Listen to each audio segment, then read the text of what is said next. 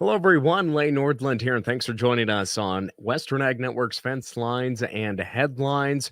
We are going to dive into a few hot topics that we've been covering here on our radio, TV, and of course, our social media pages throughout the week. We'll start off looking at what our local livestock markets were trending here this week as the fall run continues. But before we get to that, let's take a quick look at some of those top stories that we'll get to here later in our Fence Lines and Headlines program. One of the bigger topics that we've seen discussed on social media as we've covered it throughout the week is the move by the state of Arkansas telling Chinese-owned Syngenta that it will need to divest its agricultural landownings in the state of Arkansas. We'll have more with the governor of Arkansas, Sarah Huckabee Sanders, here on Fence Lines and Headlines. Later on, we'll also catch up with Russell Nimitz, who was attending the NILE Stockshow and Rodeo in Billings, Montana this week. We'll also hear from our friends at Ag Risk Advisor, some important deadlines coming up, specifically the pasture rangeland forage insurance program deadlines, and then also we had some outstanding livestock producers from the state of Colorado and Montana in Mexico recently on a livestock genetics trade mission. Russell Nimitz will share more on that mission here later in our report. But let's look at how our local livestock markets are shaping up. If you're out and about, you see the trucks going down the road taking cattle from the countryside down to feedlot country, and that fall run definitely in full swing. A lot of shipping going on. I know my in-laws, we shipped their calves here this weekend. People are in a pretty good mood as those prices hold up. But I will say the futures markets sure did come up with some concern this past week, that cattle on feed report being one of those main issues there. The cattle markets took that dive because cattle on feed came in at 11.6 million head. That was down 1% from October of last year. Now, this is the second highest October 1st inventory since the series began back in 1996. I would have been 5 years old back then. The inventory included 6.95 million steers and steer calves, up slightly from last year. That accounted for about 60% of the total inventory, while heifer and heifer calves accounted for 4.6 million head. That number of the heifers and heifer calves, that's up 1% from last year. Obviously, drought continuing to impact producers, a lot of cattle heading down the road, but really what is impacting everything is the placement numbers.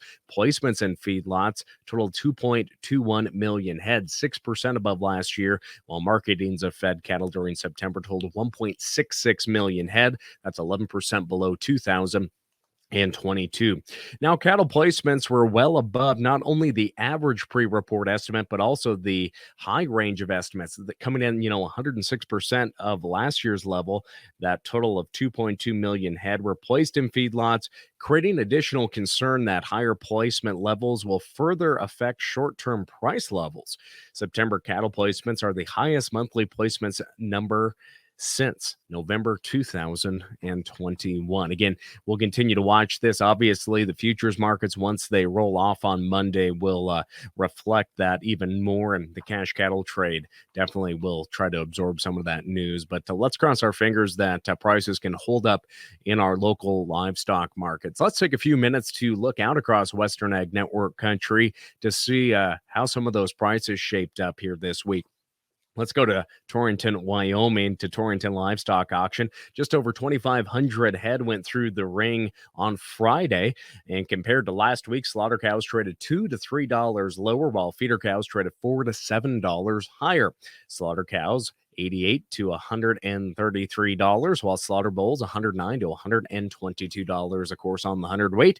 And those stock cows, which were $4 to $7 higher, coming in on an average of 1,006 pounds, brought $1.6066. Now on to pays. The public auction yards, Billings, Montana, on Friday saw just over 2,900 head sell. Demand started the sale mostly good. However, that release of the cattle on feed report that we just talked about, that caused demand to slip, and most cattle decided to sell much lower there at pays. Looking at the steer prices, 4.5 to 483 weight steers, $3 up to $329, 5 to 544 weight steers, $279 to $298, 605 to 647, coming in at $251 to $2.70. As for the heifers there at pays, The 5 to 545 weight heifers, 258 to 266, while the 5.5 to 587 weight heifers, 249 to 263. Heading on to Livestock Exchange there in Brush, Colorado, just over 1,000 heads selling on Friday. The 411 to 4.25 weight steers brought 357 to 379. 514 to 540 weights, 301 up to 312, with the 4 to 446 weight steers priced at $2.81 up to $3 there in Brush, Colorado. And finally, going to Ogallala Livestock. Of course, I think Gus stopped by to see a few gals there on his way up to Montana and Lonesome Dove there in Ogallala. Over 3,400 heads sold on Thursday. Feeder steers were unevenly steady, and feeder heifers sold $2 to $6 softer.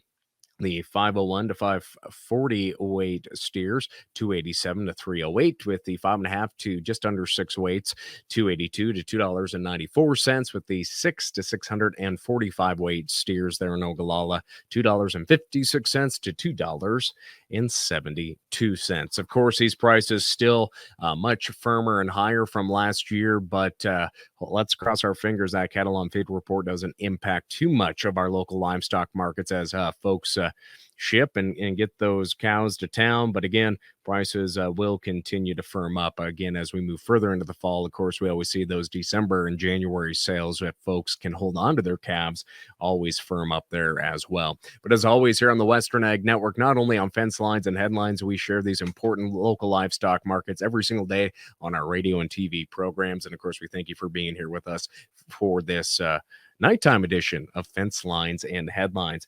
As we mentioned, we have a lot to get through with a few of our top stories of the week.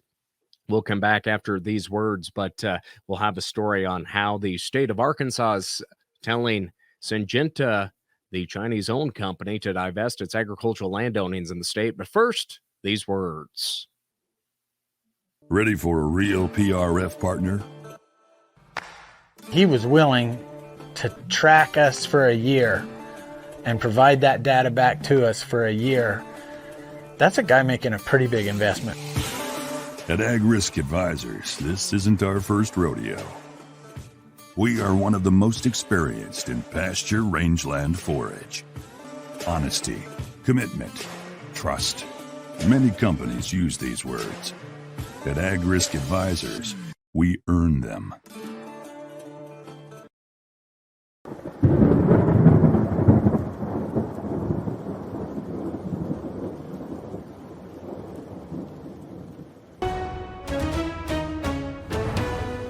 In a push to end Chinese ownership of U.S. agricultural land, the state of Arkansas this week has ordered Chinese-owned Syngenta and its subsidiaries to sell land holdings in the state. At the beginning of my term, my administration worked with our partners in the legislature to get hostile foreign entities out of Arkansas. I was proud to sign Act 636, sponsored by Senator Johnson and Representative Vaught, banning foreign parties from 9 enemy countries from owning agricultural land in Arkansas. And today, we are acting on that law. I'm announcing that Syngenta, a Chinese state-owned agrochemical company, must give up its land holdings in Arkansas. Syngenta owns 160 acres of land in northeast Arkansas used for seed research. Huckabee Sanders noted that Kim China, who owns Syngenta, is on a Department of Defense list of Chinese military companies posing a clear threat to the United States. Seeds are technology. Chinese state-owned corporations filter that technology back to their homeland, stealing American research and telling our enemies how to target American farms. That is a clear threat to our national security and to our great farmers.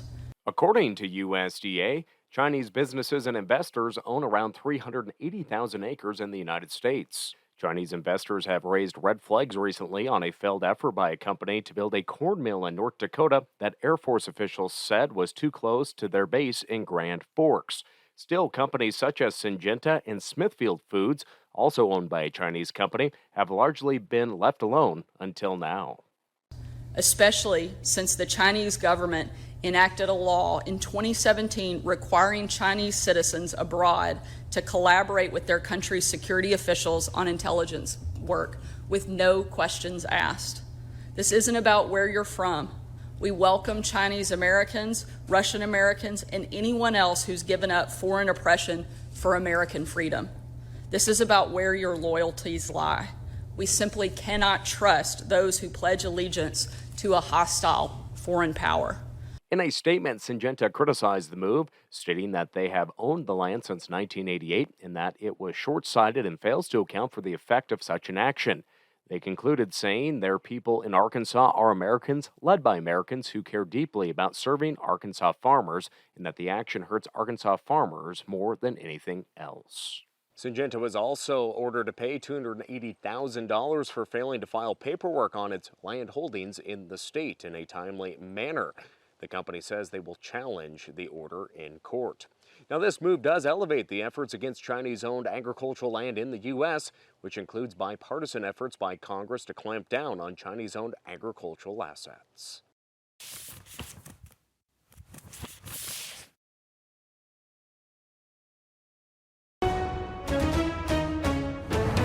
Well, helping young people interested in having a career in agriculture is still one of the main missions of the Northern International Livestock Exposition, or NILE.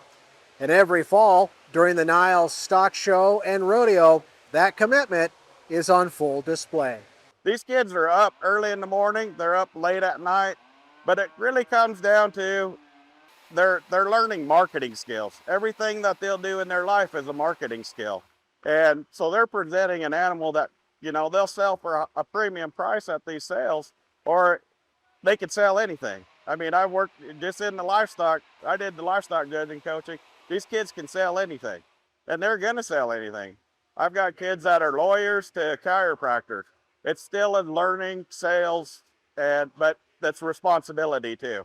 Ag education is very important to the NILE, and that's why each year the NILE, along with the Yellowstone County Farm Bureau, hosts area 4th grade students to help teach these young people about the importance of agriculture. We're doing the 4th grade ag education program. It's been going on for probably over 30 years. We can't remember when it first started. I've been with the program for about 30, and we're teaching kids about agriculture. I hate to say it, but we've actually had kids come in and go, chocolate milk comes from brown cows. And that is why we're doing it. So we have speakers on livestock, we have them on bees, range, beef, crops, and weeds. And we'll go through 1,800 kids here in the 3 days. The NILE has also increased its various judging contests for older students. We had a livestock judging contest. That's kids from 8 states showed up. We had over 880 kids judge livestock. We started a horse judging contest last year. There were 400 contestants in that. This year we have a meats judging and a vet. They had a vet contest also. And with the sales and service has been for several years. So we drew in probably 2,000 kids, and I'd say less than half of them were in state. So we drew in a big area. We're getting to be a big regional Northwest from Colorado to California coming to the NILE and competing, not counting the cattle that are coming in. We got junior shows in all our cattle, and so we do stress agriculture for the youth. Now, for more information about youth education and scholarship opportunities that are available through the NILE, either contact their office in Billings, Montana, or visit them online at thenile.org. Again, a lot of activities from the stock show, the pro rodeo, and of course, the ranch rodeo series and everything that comes with the NILE stock show and rodeo. A great week, and that show concluded here this weekend there in Billings, Montana. Friends, we're going to take a quick break, but when we come back, we will hear from our friends at Ag Risk Advisors, reminding producers about the important deadlines coming up for producers to enroll in to help protect them out in the countryside with a few risk management tools. And then Russell Nimitz will conclude our program today, catching up with a producer from Colorado who is in Mexico on a livestock genetics trade mission. Again, we'll have more here on Fencelines and Headlines after these words. When it comes to the beef business, there's no room for gray area.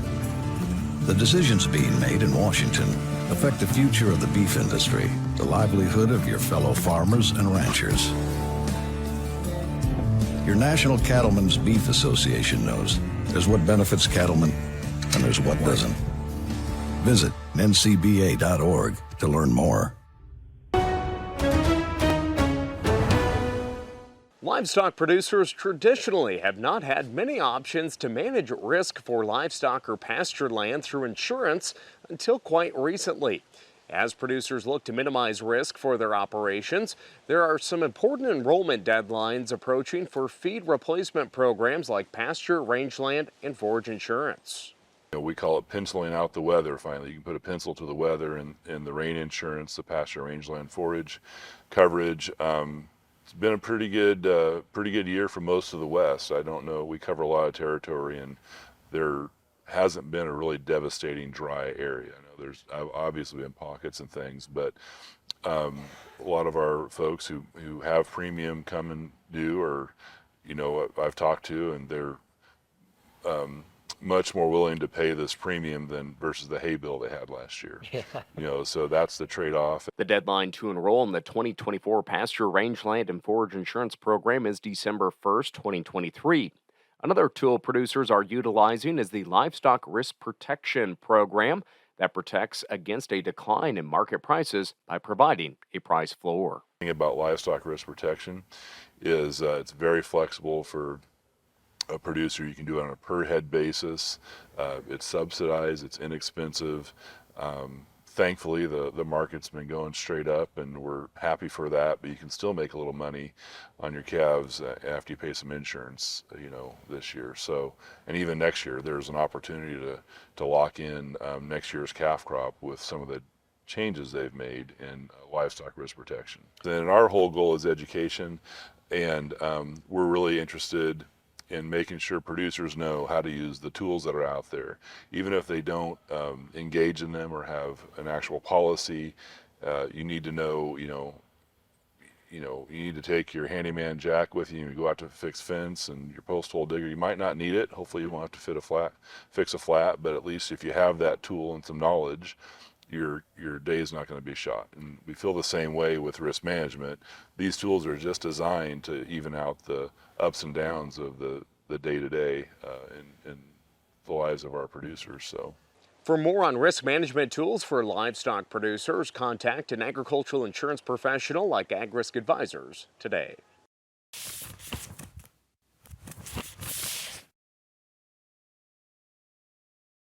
Well, this past week, several cattle producers from Colorado and Montana joined their Mexican counterparts in Chihuahua for the 40th anniversary of Expogon, one of the largest livestock events in that part of Mexico. And one of the ranchers on the trade mission was Janie Van Winkle, a Charolais cattle producer out of western Colorado. What I'm seeing, what I've seen happen in the last couple of days here, a number of our representatives actually have cattle here in Mexico. So we actually heard that someone had sold, a breeder from Colorado had sold heifers here a few years ago, and we got to go out and look at those cattle. So that was really fun for one of the participants particularly. But I think there's a lot of opportunity, especially in the bull market, looking at opportunities to connect with these people and just be a part of their operations and learn what their needs are. She says that cattle producers from our region are helping Mexican ranchers succeed by supplying high-quality genetics. This is rough country. I always think that in Western Colorado, we run in rough country, but this is rough country. They've got to be structurally sound.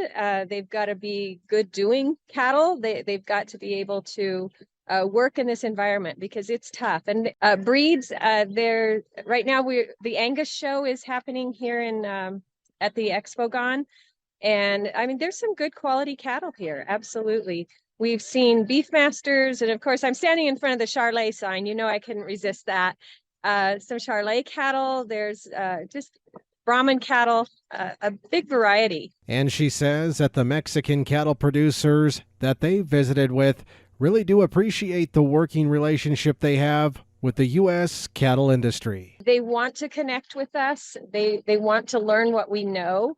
The world looks to the US. We're doing a lot of things right. We're not the only ones that are doing it right, but we're doing a lot of things right, and people are looking to us for leadership. And without question, this is just another great example, if you will, of why U.S. cattle genetics are in such high demand by cattle producers around the world. Again, a great opportunity for these livestock producers from right here in Western Ag Network country to share their genetics there on the global stage.